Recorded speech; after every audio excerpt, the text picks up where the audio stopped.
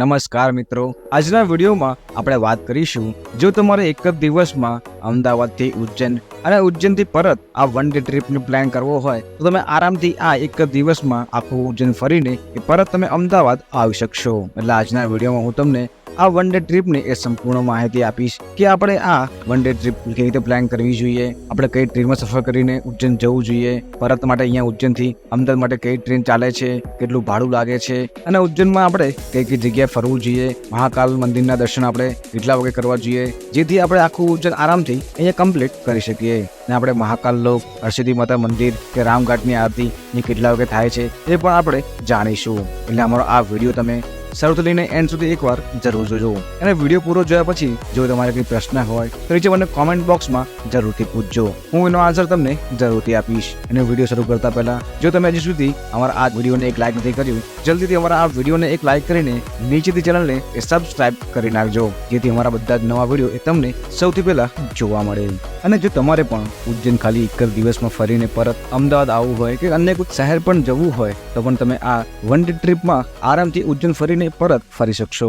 અને આજે અમે જે ટ્રેનમાં સફર કરીને અમદાવાદથી ઉજ્જૈન જઈશું અને આ ટ્રેનનું નામ એ અહીંયા શાંતિ એક્સપ્રેસ રહેતું હોય છે અને આ ટ્રેનનો નંબર એ 19,309 અહીંયા રહેતો હોય છે. અને આ ટ્રેન અહીંયા અઠવાડિયામાં દરરોજ ચાલતી હોય છે. અને જો તમારે આ ટ્રેનમાં સફર કરીને જવું હોય તો પણ તમે ઉજ્જૈન જઈ શકો છો, નહીં તો તમે અહીંથી અમદાવાદથી ઘણી બધી એવી ટ્રેનો ચાલે છે જેમાં તમે સફર કરીને આરામથી ઉજ્જૈન આવી શકશો. કે તમારા માટે સૌથી બેસ્ટ ઓપ્શન છે કે તમે અમદાવાદથી રાત્રે સફર કરીને વહેલી સવારે ઉજ્જૈન આવી જાઓ. તો ચલો હું તમને આજે લઈ જાઉં ઉજ્જૈનની આ વન ડે ટ્રીપની સફરે. અને ફાઇનલી અમે પણ રવાના થયા ઉજ્જૈન માટે. અને આ રહ્યા અમારા એ બધા મિત્રો જેની જોડે આજે અમે ઉજ્જૈનની આ જર્ની કરીશું.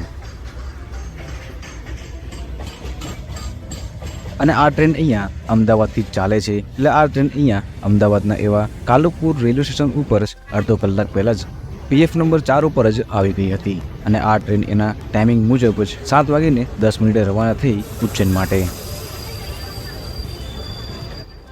આ અમદાવાદથી ચાલતી આ શાંતિ એક્સપ્રેસનું ગુજરાતમાં પહેલું સ્ટેશન એ અહીંયા મહેમદાવાદ ખેડા જ આવતું હોય છે. અને અમે આવી ગયા હતા મહેમદાવાદ ખેડા એ પણ 7:56.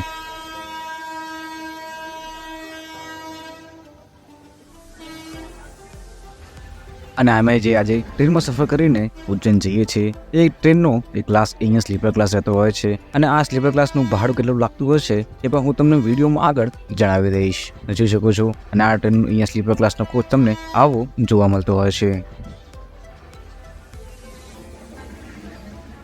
અને ખેડાથી ચાલીને આ ટ્રેનનું એ ગુજરાતમાં બીજું સ્ટેશન એ અહીંયા નડિયાદ રહેતું હોય છે. અને આ ટ્રેન અહીંયા નડિયાદ રાત્રે 8:12 જ અહીંયા પહોંચતી હોય છે. અને આ પણ અહીંયા ટ્રેન એ નડિયાદમાં PF નંબર 1 ઉપર જ આવતી હોય છે. અને અહીંયા પણ આ ટ્રેન એ ખાલી 2 મિનિટ અહીંયા ઊભી રહેતી હોય છે. અને ત્યાંથી આ ટ્રેન એ અહીંયા આણંદ જંકશન રાત્રે 8:29 જ આવતી હોય છે. આ ટ્રેન અહીંયા આણંદમાં 2 મિનિટ ઊભી રહે છે, એ પણ PF નંબર 4 ઉપર. જો તમારે આણંદથી પણ ઉજ્જૈન જવું હોય તો પણ તમે આ ટ્રેન અહીંયા પસંદ કરી શકો છો. અને પછી આ ટ્રેન એ રાત્રે છાયાપુરી જંકશન, દેરોલ, ગોધરા, લીમખેડા, દાહોદ જેવા શહેરોથી પસાર થઈને આ ટ્રેન અહીંયા વહેલી સવારે 3:50 અહીંયા ઉજ્જૈન આવતી હોય છે. અને આ ટ્રેન એ ટોટલ અમદાવાદથી ઉજ્જૈન સુધીમાં એ 446 કિલોમીટરનું અંતર કાપે છે. અને આટલું અંતર કાપવામાં આ ટ્રેનને ટોટલ એ 8 કલાક અને 40 મિનિટ જેટલો સમયગાળો અહીંયા લાગતો હોય છે. જો તમે આ ટ્રેનમાં એ સ્લીપર ક્લાસમાં આવો છો તો આ ટ્રેનનું એ સ્લીપર ક્લાસનું ભાડું એક વ્યક્તિનું 270 રૂપિયા લાગતું હોય છે. 3 એસીમાં 730 રૂપિયા, 2 એસીમાં 1035 રૂપિયા અને ફર્સ્ટ એસીનું ભાડું આ શાંતિ એક્સપ્રેસમાં અમદાવાદથી ઉજ્જૈનનું 1735 રૂપિયા જ રહેતું હોય છે. તમે આ કોચોમાંથી તમને જેવી કોચ અનુકૂળ લાગે એમાં તમે સફર કરીને આરામથી અહીંયા ઉજ્જૈન આવી શકશો. ફાઇનલી અમે રાત્રે 3:50 પહોંચી ગયા હતા ઉજ્જૈન. અને અહીંથી આપણે જઈશું મહાકાલેશ્વર મંદિરના બિલકુલ નજીક. અને રેલવે સ્ટેશનથી આ મહાકાલેશ્વર મંદિર એ ટોટલ 1 થી 1.5 કિલોમીટરના અંતર ઉપર જ આવેલું છે. જો તમારે ચાલીને જવું હોય તો પણ તમે અહીંથી જઈ શકો છો. અને જો તમારે અહીંથી પ્રાઇવેટ ઓટો કરવી હોય તો પણ તમે અહીંયા પ્રાઇવેટ ઓટોમાં આરામથી અહીંયા મહાકાલેશ્વર મંદિર નજીક આવી શકશો. અહીંયા પ્રાઇવેટ ઓટોવાળા એક વ્યક્તિના પર પર્સન 20 રૂપિયા આસપાસ ચાર્જ અહીંયા કરતા હોય છે. અને તમે રેલવે સ્ટેશનથી મંદિર તરફ જશો તમને રસ્તામાં એવી ઘણી બધી એવી પ્રાઇવેટ હોટલ્સ અને ધર્મશાળાઓ જોવા મળી જશે. તમે ત્યાં પણ સ્ટે કરી શકો છો. એ તમારી ઉપર છે કે તમે મંદિર નજીક સ્ટે કરો કરો છો એ મંદિરથી થોડાક દૂર સ્ટે કરો છો, કારણ કે ઉજ્જૈનમાં તમને અહીંયા ઘણી બધી એવી ધર્મશાળાઓ અને ઘણી બધી એવી હોટલ્સ તમને જોવા મળતી હોય છે. કેમ કે જો તમે મંદિરમાં દર્શન કરવામાં જેમ લેટ કરશો એમ અહીંયા મંદિરમાં ભીડ તમને વધતી જોવા મળતી હોય છે. જે તમે મંદિરમાં જેટલા લેટ આવશો એટલે આ મંદિરમાં તમને એ લાંબી લાઈન જોવા મળતી હોય છે. અને જો તમારે આ લાંબી લાઈનમાં વેઇટ ના કરવું હોય તો તમે અહીંયા ઉજ્જૈનમાં વીઆઈપી ટિકિટની બી સુવિધા ઉપલબ્ધ છે, તમે એ પણ લઈ શકશો. જો તમારે અહીંયા વીઆઈપી ટિકિટ લેવી હોય તો અહીંયા પર પર્સન ₹250 ચાર્જ તમારે અહીંયા ચૂકવવો પડતો હોય છે. અને આ નોર્મલ ટિકિટનો પ્રાઇસ થતો હોય છે. જો તમારે અહીંથી વીઆઈપી ટિકિટ લેવી હોય તો એની બી તમે ટિકિટ અહીંયા લઈ શકશો. એની બધી પ્રાઇસ અહીંયા અલગ અલગ રહેતી હોય છે. અને અમે અમારા મિત્રો સાથે આવ્યા હતા એટલે વીઆઈપી ટિકિટ ન લેતા અમે ડાયરેક્ટ ફરીવાળી લાઈનમાં જ દર્શન કરવાનું એ પસંદ કર્યું. ચલો હું તમને બતાવું અહીંયા ઉજ્જૈનમાં આ ફરીવાળી લાઈનમાં અહીંયા કેટલી ભીડ રહેતી હોય છે. અને અમે મહાકાલ મંદિર અહીંયા વહેલી સવારે દર્શન કરવા આવી ગયા હતા એટલે અમને ભીડ અહીંયા ઓછી જોવા મળી. પરંતુ જો તમે જેટલો લેટ આવશો એટલે અહીંયા ભીડ વધતી હોય છે. મૂળ અમે શ્રાવણ મહિનામાં દર્શન કરવા માટે આવ્યા છીએ એટલે તમને અહીંયા આટલી બધી ભીડ જોવા મળતી હોય છે. જો તમે અહીંયા ઓફ સિઝનમાં આવશો તો તમને અહીંયા આટલી બધી ભીડ પણ જોવા ન મળે. અને તમે જોઈ શકો છો અહીંયા શ્રાવણ મહિનામાં અહીંયા મહાકાલેશ્વર જ્યોતિર્લિંગમાં ભક્તોની અહીંયા કેટલી બધી ભીડ અહીંયા ભગવાન શિવને જોવા માટે ઉમટતી હોય છે.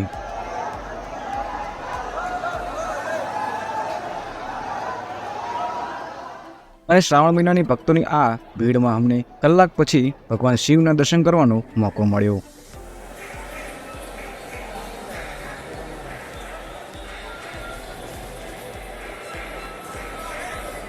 અને 1.5 કલાક બાદ હવે મહાકાલેશ્વર જ્યોતિર્લિંગના દર્શન કરીને મંદિરની બહાર આવ્યા. અને તમે જોઈ શકો છો મહાકાલેશ્વર મંદિર અહીંથી આ કેટલું સુંદર દેખાઈ રહ્યું છે.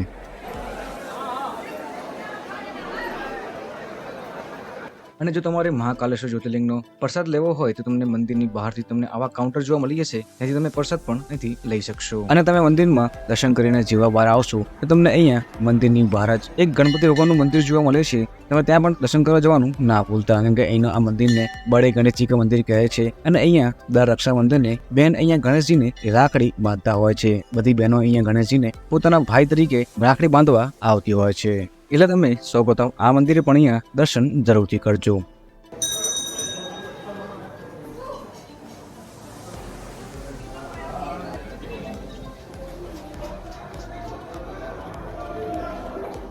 અને જો તમારે પણ ઉજ્જૈનમાં આવેલા એવા કાલ ભૈરવ મંદિર, શાંતિપની આશ્રમ, મંગલનાથ મંદિર, હરસિદ્ધિ માતા, રામગઢ, મહાકાલ લોક જેવી જગ્યાએ જો તમારે ફરવું હોય તો અહીંયા આપણે કેવી રીતે ફરવું જોઈએ એ પણ જાણીશું. એના માટે તમારે સૌપ્રથમ મંદિરની બહારથી તમને ઘણા બધા એવા ઓટો મળી જશે જે તમારી પાસે પર પર્સન ₹100 લેશે અને તમને આ બધા મંદિરો અહીંયા ફેરવતા હોય છે. અને અહીંના આ બધા જ મંદિરો તમને ફરવામાં ટોટલ 4 થી 5 કલાક જેટલો સમયગાળો અહીંયા લાગતો હોય છે. અને અમને પણ ઉજ્જૈનમાં એક ભાઈ મળ્યા જેમનું નામ હતું મનોહરભાઈ, જે અહીંયા ઉજ્જૈનમાં છેલ્લા ઘણા વર્ષોથી આ ઇલેક્ટ્રિક ઓટો ચલાવે છે અને અહીંના આ બધા જ ભાઈ ભક્તોને અહીંયા દર્શન કરાવતા હોય છે. આજે આપણે મનોહરભાઈ જોડે ફરીશું આખો ઉજ્જૈન. અને જો તમે પણ ઉજ્જૈન ફરવા આવો છો તો તમે ઉજ્જૈનમાં એક આ બાબતનું ખૂબ જ ધ્યાન રાખજો. જો તમારે એક જ દિવસમાં આ ઉજ્જૈન ફરવું હોય તમે સૌપ્રથમ મહાકાલેશ્વર જ્યોતિર્લિંગના દર્શન કરી લો અને તમે તરત જ આવી જાઓ અહીંયા કાલ ભૈરવ. કેમ કે તમે જો કાલ ભૈરવ અહીંયા મોડા આવશો તો અહીંયા ભક્તોની ભીડ અહીંયા વધતી જોવા મળતી હોય છે. કેમ કે બધા ભક્તો એ કાલ ભૈરવ માટે અહીંયા ઓટો કરે છે, પરંતુ એ બધી ઓટો અહીંયા તમને 2-3 મંદિર ફેરવીને પછી તમને કાલ ભૈરવ લઈ જતી હોય છે. એટલે તમે ઓટોવાળા ભાઈને સૌપ્રથમ કહી દો કે અમને કાલ ભૈરવ લઈ જાય. કેમ કે જો તમે કાલ ભૈરવ પહેલા પહોંચશો તો તમારે કાલ ભૈરવમાં વધારે ટાઈમ અહીંયા ઊભું રહેવું નહીં પડે. એટલે તમારે જલ્દીથી આ કાલ ભૈરવમાં દર્શન થઈ જાય. એટલે અમે મનોહરભાઈને રિક્વેસ્ટ કરી અને મનોહરભાઈ સૌપ્રથમ લઈ જશે અહીંયા કાલ ભૈરવ અને માત્ર ગણીને જ 10-15 મિનિટમાં જ અમે પહોંચી ગયા કાલ ભૈરવ. અને અહીંયા કાલ ભૈરવમાં સ્ટાર્ટિંગમાં લાઈનોમાં તો ભીડ ઓછી હતી, પરંતુ જો તમે જેમ જેમ આગળ જશો એમ અહીંયા તમને ભીડ વધતી જોવા મળતી હોય છે. અને તમે ક્યારે પણ કાલ ભૈરવ આવો છો તમે બને એટલું કાલ ભૈરવ જલ્દી આવવાનો વિચારજો. કેમ કે જો તમે થોડુંક પણ લેટ કરશો તો તમને આટલી બધી ભીડોનો સામનો અહીંયા કરવો પડતો હોય છે.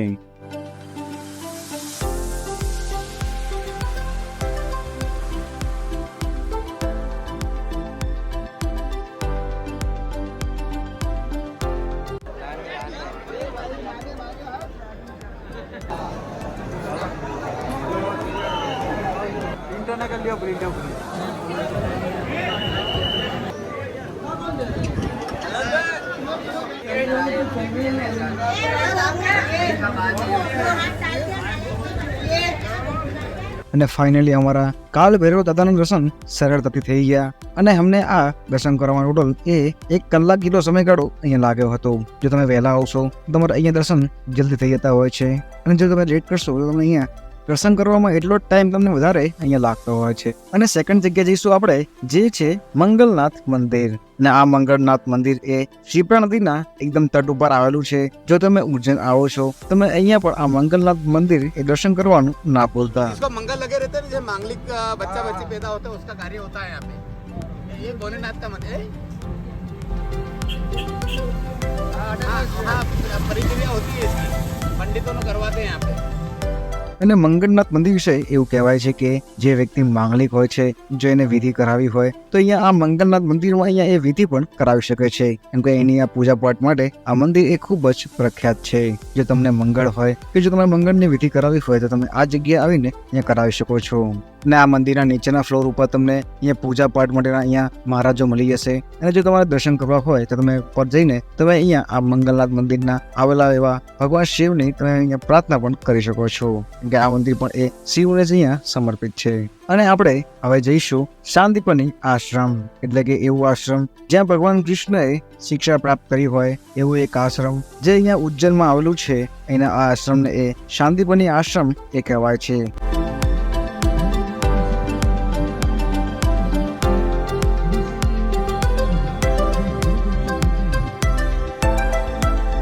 અને આ જ આશ્રમમાં આવેલું છે આ ગોમતી કુંડ, જ્યાં પણ કૃષ્ણ ભગવાન પહેલા સ્નાન કરતા હતા.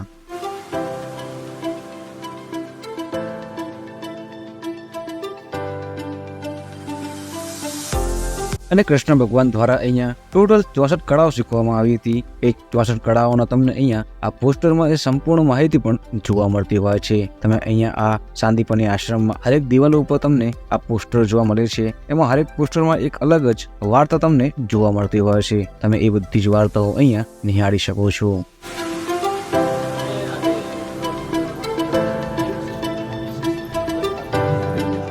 અને એની આ બધી દિવાલો ઉપર તમને અહીંયા ભિન્ન ભિન્ન પ્રકારની એ વાર્તા દર્શાવતા એ ચિત્રો તમને જોવા મળતા હોય છે. તમે આ બધા ચિત્રો અહીંયા નિહાળી શકો છો. અને આ બધા ચિત્રો તમને નિહાળવામાં ટોટલ સમયગાળો એ અડધો કલાક જેટલો અહીંયા લાગતો હોય છે. તમે અડધો કલાકમાં આખું આ શાંતિપની આશ્રમ એ આરામથી અહીંયા ફરી શકશો.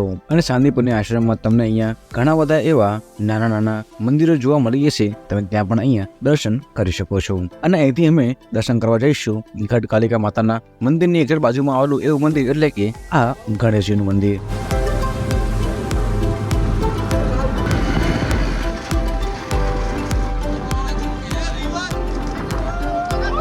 અને માત્ર ખાલી 10 મિનિટમાં અમે પહોંચી ગયા આ ગઢકાલિકા મંદિરની બાજુના મંદિરમાં, એટલે કે આ ગણેશજીના મંદિરમાં. તમે અહીંયા પણ દર્શન કરવા આવી શકો છો. અહીંયા ગણપતિ ભગવાનની એક અદ્ભુત તમને આ પ્રતિમા જોવા મળતી હોય છે. તમે અહીંયા પ્રાર્થના કરી શકો છો. અને મંદિરની અંદર તમને ભગવાન જગન્નાથ, ભગવાન બલરામ અને ભગવાન શ્રી એવા સુભદ્રાજીના તમને એક સ્થાપિત મૂર્તિ જોવા મળે છે. અને એ મંદિર પણ અહીંયા જોવાલાયક છે.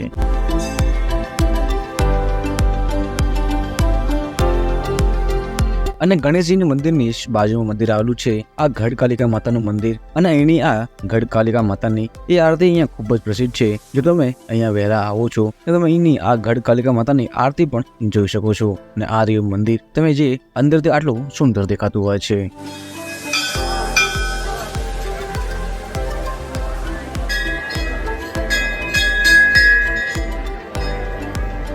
અને તમને કોઈ કારણોસર આ મંદિરમાં ભીડ જોવા મળે તો તમને અહીંના આ મંદિરની સામે લાગેલા એવા કાચમાં પણ જોઈને આ માતાજીના દર્શન કમ્પ્લીટ કરી શકો છો. કેમ કે અહીંથી આ કાચમાંથી તમે આ માતાજીની પ્રતિમા સ્પષ્ટ દેખાતી હોય છે.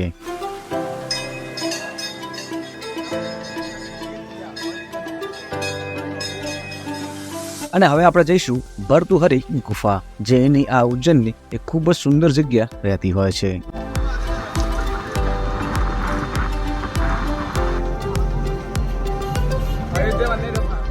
અને આ બધા મંદિરો એ એકબીજાથી ખાલી 10 કે 15 મીટરના અંતરમાં જ આવેલા છે. એટલે તમે આ 15-20 મિનિટમાં જ આરામથી અહીંયા આ ભર્તુહરી ગુફાએ આવી જશો. અને આ રહ્યો ભર્તુહરી ગુફાનો ગેટ, જ્યાં અંદર આ ગુફાઓ જોવા મળતી હોય છે.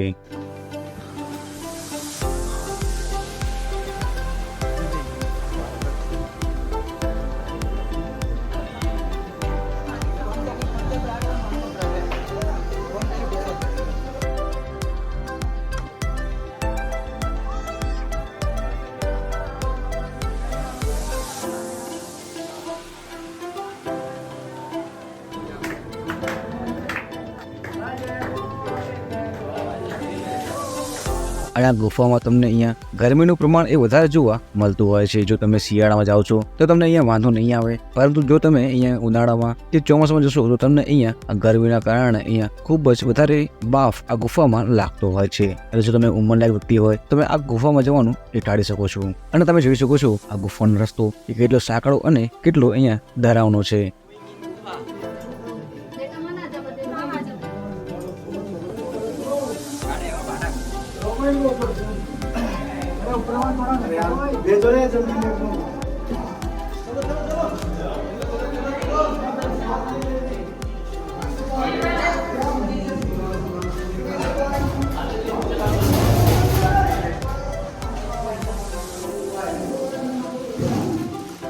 અને આ ગુફામાં વિશેષ તો કશું નહીં, પરંતુ તમને અહીંયા ભગવાન શિવની નાનું એવું શિવલિંગ અને અન્ય તમને બીજી બધી મૂર્તિઓ તમને જોવા મળતી હોય છે. અને તમે આ ગુફાની બહાર આવશો તમને અહીંયા એક બીજી પ્રકારની ગુફા જોવા મળતી હોય છે. ત્યાં પણ તમને એ નાનકડું એવું શિવલિંગ આ મંદિરની અંદર જોવા મળતું હોય છે. અને આવા સાંકડા રસ્તામાં તમે આ મંદિરમાં જઈને અંદર આ શિવલિંગના દર્શન કરી શકશો.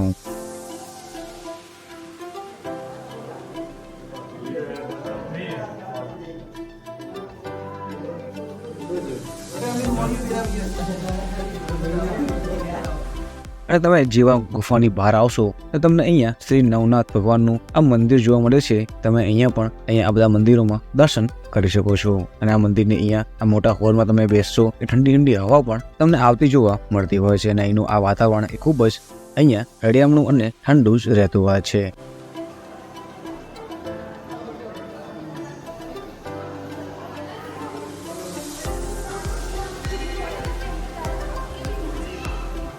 અને આ જગ્યા ફર્યા બાદ તમને આ મંદિરની એક્ઝેક્ટ બહાર આવતા જ તમને અહીંના આ નાકા ઉપર જ એક બીજું મંદિર જોવા મળે છે, જે મંદિરનું નામ અહીંયા રહેતું હોય છે ઋણમુક્તેશ્વર મહાદેવ મંદિર.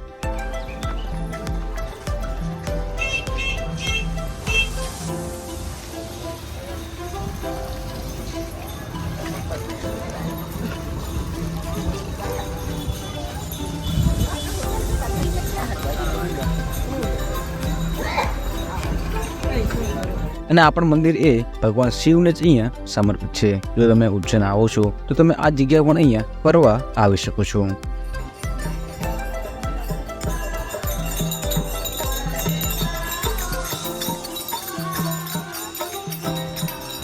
અને અહીંથી અમે જઈશું રામઘાટ, પરંતુ અહીંનું આ રિક્ષાવાળાને જે જગ્યા ફેરવાની હોય છે એ જગ્યાની આ બધી જ જગ્યાઓ અહીંયા આ લિસ્ટમાં અહીંયા પૂરી થાય છે. અને આગળની જર્ની આપણે જાતે જ કન્ટિન્યુ કરવી પડશે, કેમ કે આ રિક્ષાવાળો ભાઈઓ તમને આટલા બધા જ અહીંયા મંદિરો એ ફેરવતા હોય છે. અને આ બધા મંદિરો ફેરવવાના અહીંયા આ બધા ભાઈઓ એ ટોટલ 100 રૂપિયા એક વ્યક્તિના ચાર્જ કરતા હોય છે. અને તમે જે જગ્યાએ કહેશો એ જગ્યાએ તમને આ ભાઈઓ એ પરત તમને ડ્રોપ કરતા હોય છે. એટલે અમે રિક્વેસ્ટ કરી હતી કે એટલે અમને એ રામઘાટ આસપાસ તમને ડ્રોપ કરે, એટલે અમે જઈશું હવે રામઘાટ. અને રામઘાટ એ અહીંનું આ ઉજ્જૈનની એક સુંદર જગ્યામાંની એક જગ્યા રહેતી હોય છે. જો તમારે અહીંયા સ્નાન કરવું હોય તો તમે અહીંયા રામઘાટમાં એ સ્નાન પણ કરી શકો છો. અને જો તમારે આ રામઘાટ કરીને વિશ્રામ કરવો હોય તો પણ તમે અહીંયા પાણીમાં પગ નાખીને આરામથી વિશ્રામ પણ કરી શકો છો. અને આ રામઘાટની એ સંધ્યા આરતી અહીંયા ખૂબ જ પ્રસિદ્ધ છે. અને આ સંધ્યા આરતી અહીંયા 6 વાગ્યા આસપાસ થતી હોય છે. જો તમારે આની સંધ્યા આરતી જોવી હોય તો તમે અહીંયા આ 6 વાગ્યા આસપાસ એ અહીંયા આવી શકો છો.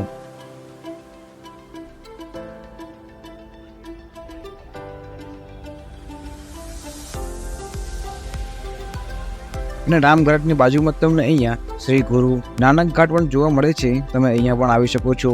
અને અહીંયા આ શ્રી ગુરુ નાનકનું અહીંયા ગુરુદ્વારું પણ છે. તમે અહીંયા પણ આ ફરવા આવી શકો છો. આ ગુરુદ્વારું પણ એ ખૂબ જ મોટી જગ્યામાં અહીંયા વિકસાવેલું તમને જોવા મળતું હોય છે.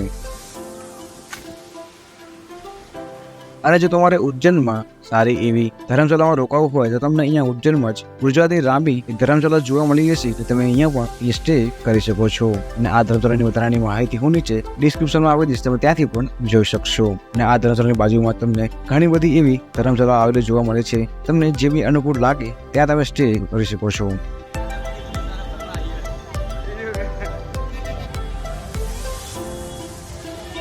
અને ઉજ્જૈનમાં આવેલું આ લોકલ બજાર પણ અહીંયા ખૂબ જ લોકપ્રસિદ્ધ છે. જો તમારે અહીંયા કંઈ શોપિંગ કરવી હોય તો પણ તમે અહીંયા ઉજ્જૈનમાં કરી શકો છો. તમને ઓછા ભાવમાં એવી સારી એવી બધી વસ્તુઓ મળતી હોય છે. જોઈ શકો છો આ ઉજ્જૈનનું આ લોકલ બજાર જે કેટલું અહીંયા ભક્તોથી ભરાયેલું છે.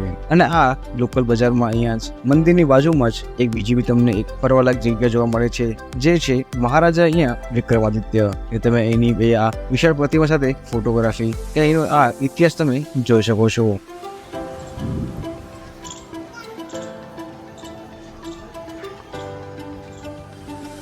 અને ઉજ્જૈનમાં ઘણી બધી એવી જગ્યાઓ છે જે મંદિરના નજીકના અંતરોમાં જ આવેલી છે, જેમ કે આ શ્રી 64 જોગણી માતા મંદિર, રામઘાટ હરસિદ્ધિ માતા મંદિર, મહારાજા વિક્રમાદિત્ય પ્રતિમા, બડે ગણેશજી મંદિર, મહાકાલ લોક જેવી જગ્યાએ તમે અહીંયા મંદિરની પાછળ એ ચાલીને આરામથી ફરી શકો છો. તમે સેકન્ડ ટાઉનમાં આ બધા દૂરના મંદિરો ફરીને તમે આ સાંજે આ બધા મંદિરોને જોવા આવી શકો છો, કેમ કે આ બધા મંદિરોને એ સાંજનો વ્યૂ એ ખૂબ જ સુંદર રહેતો હોય છે. અને હવે આપણે જઈશું હરસિદ્ધિ માતા ટેમ્પલ. અને આ હરસિદ્ધિ માતા ટેમ્પલ એ ભારતમાં આવેલા એવા 51 શક્તિપીઠોનું એક શક્તિપીઠ ગણાતું હોય છે.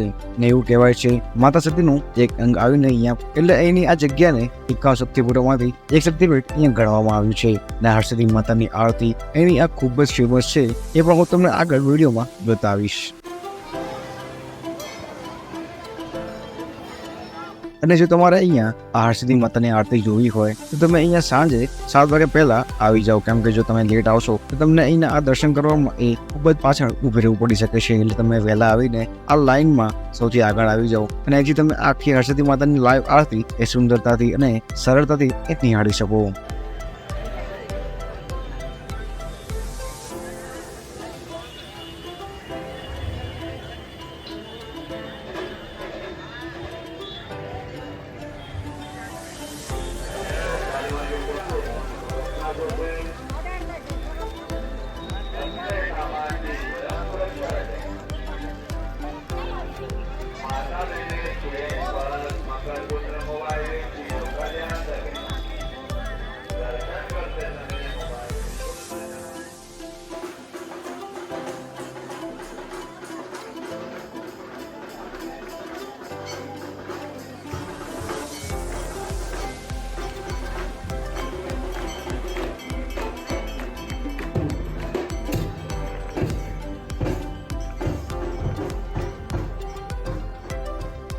અને જો તમે પણ હરસિદ્ધિ માતા આવો છો તો તમે એની આ નાઇટની આ સંધ્યા આરતી જોવાનું ના ભૂલતા, કેમ કે એની આ મિનારમાં હરેક ભાગમાં સિંગલ દીવો કરીને આખા આ મિનારને અહીંયા ઉજ્જવલિત કરવામાં આવે છે. અને એનો આ રાઈટનો વ્યૂ એ ખૂબ જ સુંદર દેખાતો હોય છે. અને હરસિદ્ધિ માતાની આરતી જોઈ તમે અહીંયા મહાકાલ લોક ફરી શકો છો, કેમ કે મહાકાલ લોક એ રાતના 10 વાગ્યા સુધી અહીંયા ખુલ્લો મુકાતો હોય છે દરેક ભક્ત માટે. જે તમે 10 વાગ્યા પહેલા આરામથી અહીંયા મહાકાલ લોક આવી જાઓ અને આખું આ મહાકાલ લોક તમે સુંદરતાથી અહીંયા ફરી શકો છો. કે મહાકાલ લોકમાં ભગવાન શિવની તમને અહીંયા અનેકો મૂર્તિઓ અને અનેકો શિલાઓ તમને અહીંયા જોવા મળતી હોય છે. તમે અહીંયા મહાકાલ લોક આવીને અહીંના આ નાઇટના વ્યૂને પણ એન્જોય કરી શકો છો અને અહીંને આ મહાકાલ લોકની સુંદરતાને પણ તમે મહેસૂસ કરી શકો છો. એટલે તમે જો મહાકાલ લોક ફરવા આવો છો તો તમે એનો આ મહાકાલ લોક એ નાઇટનો વ્યૂ જોવાનું એ પસંદ કરજો, કેમ કે એનો નાઇટનો વ્યૂ એ ખૂબ જ સુંદર હોતો હોય છે. અને આવી રીતે તમે આખો મહાકાલ લોક ફરી અને ઉજ્જૈનના બધા જ મંદિરો ફરી એ રાત્રે તમે અહીંયા